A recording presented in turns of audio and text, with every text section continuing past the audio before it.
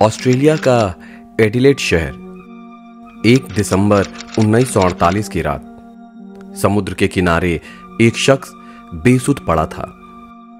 पहले आसपास के लोगों को लगा कि कोई शराबी है, लेकिन जब दूसरे दिन यानी 2 दिसंबर की सुबह तक वो टस से मस नहीं हुआ तो लोगों को हैरानी हुई। किसी ने पुलिस को फोन लगा दिया। वो शख्स मर चुका था। पुलिस को कोई अंदाजा नहीं था कि वो जिस केस को हाथ लगाने जा रही है वो आगे चलकर दुनिया के सबसे रहस्यमय मामलों में से एक साबित होगा। मरने वाले शख्स के बारे में जानकारी जुटाने के लिए दुनिया भर की एजेंसियां लगा दी गईं, लेकिन कुछ भी पता नहीं चला। आज 74 साल बाद भी सवाल बना हुआ है कि वो कौन था और मरा कैसे। कहने को तमाम सुराग हाथ लगे, लेकिन कोई मदद नहीं मिली। 250 लोगों ने दावा किया कि वे मरने वाले को जानते हैं, लेकिन ऐन वक्त पर सब पीछे हट गए। उस दिन मौके पर पहुंची पुलिस को लाश की तलाशी के दौरान कपड़ों की जेब से एक किताब का सबसे पिछला पन्ना मिला, जिस पर लिखा था तमाम शुद्ध। ये फारसी शब्द है जिसका अर्थ है समाप्त। जिस किताब से इसे फाड़ा गया था उसका नाम है उमर खयाम की रुबाइयां। मरने वाले के पास पुलिस को कई और चीजें भी मिली। 7 अलग अलग ब्रांड के सिगरेट, ट्रेन और बस का टिकट, एक च्युइंगम, माचिस की एक डिब्बी। इन सब चीजों के जरिए मौत का राज खोलने की कोशिश की गई, लेकिन पुलिस जिस भी चीज को सबूत मान आगे बढ़ती उसी में उलझ जाती। अब पुलिस को इंतजार था पोस्टमार्टम रिपोर्ट का। रिपोर्ट मिली। रिपोर्ट में बताया गया कि मरने वाले को जहर दिया गया है, लेकिन यह नहीं पता चला कि कौन सा जहर और किस रूप में दिया गया। यह भी सवाल उठा कि यदि जहर दिया जाता तो मरने वाला उल्टियां करता, पर ऐसा कुछ नहीं हुआ। एक थ्योरी यह सामने आई कि उसको नींद की गोलियां दी गई, लेकिन किसी निष्कर्ष पर नहीं पहुंचा जा सका। कुछ दिन बाद एडिलेड रेलवे स्टेशन के स्टाफ ने पुलिस से संपर्क किया और बताया कि उनके क्लॉक रूम में एक सूटकेस रखा हुआ है।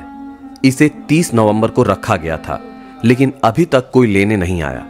पुलिस को लगा कि इस सूटकेस से मामला सुलझ सकता है, लेकिन इसमें रखे सामान के आधार पर जो छानबीन की गई वो किसी काम की नहीं आई।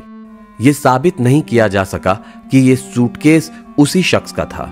अब पुलिस ने दूसरी लाइन पर काम करना शुरू किया और एक अभियान चलाया। उसने उस किताब को तलाशने का प्रयास किया जिससे वो पन्ना फाड़ा गया था। कुछ दिन बाद एक व्यक्ति आगे आया और बताया कि वो किताब उसके पास है। उस व्यक्ति का नाम था फ्रांसिस। पुलिस ने जब उससे पूछताछ की तो उसने बताया कि उसे ये किताब अपने एक दोस्त से इसी तरह फटे पन्ने के साथ मिली थी। वो फटा पन्ना और किताब का वो हिस्सा मैच कर गया। ये तय हो गया कि वो वही किताब है। पुलिस को लगा कि मामला सुलझ रहा है, लेकिन यहां से एक नई कहानी शुरू होने वाली थी। इस किताब के पिछले कवर पर 2 टेलीफोन नंबर और एक कोडेड मैसेज लिखा था। इसके बाद फ्रांसिस को पुलिस के सामने सच बताना पड़ा। उसने कबूल किया कि उसे यह किताब अपने दोस्त से नहीं मिली थी, बल्कि उसने चुराई थी। एक लावारिस खड़ी कार की पिछली सीट पर यह किताब पड़ी थी। अब पुलिस को लगा कि यदि टेलीफोन नंबर और कोडेड मैसेज सुलझा लिया जाए तो इस राज से पर्दा उठाया जा सकता है।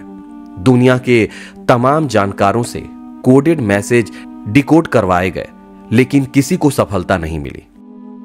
2 टेलीफोन नंबर्स में से एक किसका है यह पता नहीं चला। दूसरे के बारे में जरूर जानकारी मिली। वो नंबर था एक नर्स का। हालांकि उसे नहीं पता था कि उसका नंबर किताब के पिछले हिस्से पर कैसे आया। नर्स ने यह भी बताया कि जिस रात इस शख्स की मौत हुई उस रात उसके घर कोई उससे मिलने आया था, लेकिन वो घर पर नहीं थी। किताब के बाबत नर्स ने बताया कि दूसरे विश्व युद्ध के दौरान उसने ऐसी एक किताब खरीदी थी। बाद में उसने वो किताब अपने बॉयफ्रेंड बॉक्सल को दे दी।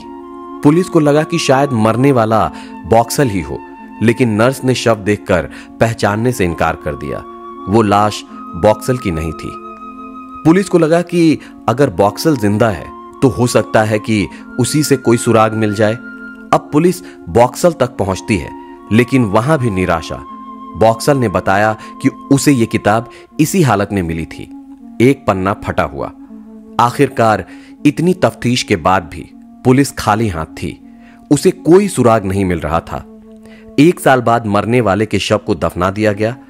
केस हालांकि दफन नहीं हुआ था।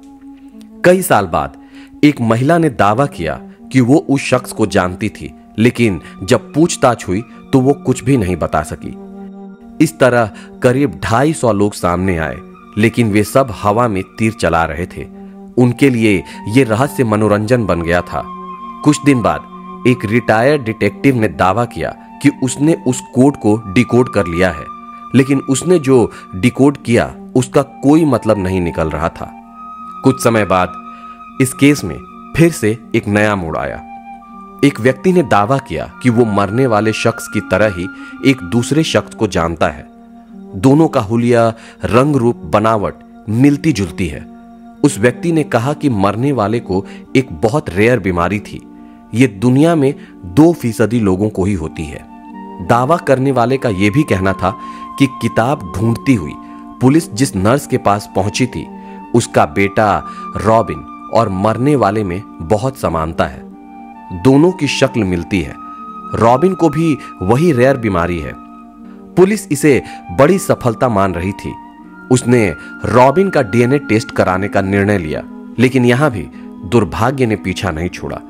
ना तो रॉबिन ने इसकी इजाजत दी और ना कोर्ट ने। पुलिस का मानना था कि यदि यह डीएनए टेस्ट होता तो उसे बड़ी कामयाबी मिल जाती, केस सुलझ जाता। आखिर में हर तरह से निराश होकर पुलिस ने बरसों की नाकाम कोशिश के बाद 2018 में इस केस की फाइल को बंद कर दिया। आज 74 साल बाद भी ऑस्ट्रेलियाई पुलिस को इस केस के बारे में एक भी पुख्ता सबूत नहीं मिल सका। अब यह केस पुलिस में भर्ती होने वाले युवाओं को एक चैलेंज के रूप में दिया जाता है।